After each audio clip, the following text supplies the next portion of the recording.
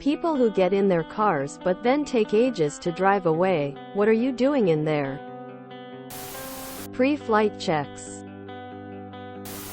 Picking out music, setting a GPS, reading a text, any number of things.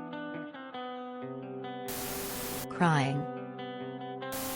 Sometimes I'm queuing up a bunch of songs, looking for a podcast, texting, social mediaing, having a snack or a drink or a smoke.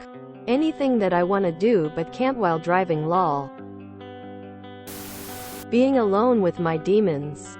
I just need a few minutes to myself before and after I reach my destination. Especially if it's after work or a social event. I'm peopled out. Let me be in isolation on my phone or with my thoughts for a hot minute. Enjoying my prime parking spot just a little longer. In the previous car I had, I would cold start it with the radio off and let it run for a few minutes so I could listen to what was going to break next. It rattled, buzzed, squeaked, etc. from multiple places. I have to turn the stereo on and off 16 times or the world will end. People with kids, getting some me time. Annoying you, apparently. Guess there's gonna be an endless amount of reasons, but mine is, I have chronic pulmonary obstruction disease, and when I'll have walked to my car I'm totally out of breath and I'll have to sit there for 5 or more minutes until I get my breath back and am able to drive away. I am in the process of applying for disabled parking permit. You're gonna have to put up with me until then. Sorry for any inconvenience. Decompressing. I do self-affirmation exercises in the rearview mirror, prepping myself for a positive and fulfilling drive. I usually begin with, "You're good enough. You're smart enough, and gosh darn it, people like you." Quote.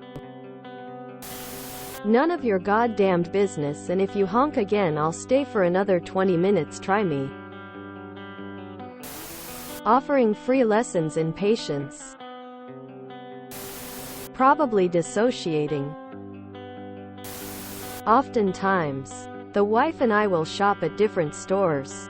So one of us will get back first and wait in the truck until the other finishes. I do try and let the person waiting know to move on. Shower thoughts but in the car. I have a 30-minute to an hour and 30-minute drive home from work depending on construction and traffic. So, I'm sitting there, queuing up podcasts and music, downing a bit of water, and maybe calling my hubby. I'm also usually pulling up Google Maps and looking at my route. Construction and traffic usually has Google take me a slightly different way home every day lately. I work night shift in a hospital, so I usually get a pretty prime parking spot. I refuse to park in the front row, but I am usually 3 rows back. The employee lot is huge, and in the 5 years I've been coming here, I've never seen it more than 50% full, ever. But people will still follow me as I'm walking through the lot, sit behind me, and I even had some lady honk her car at me to move. Honestly, it gives me anxiety, and sometimes I turn the car off and sit there until the car leaves.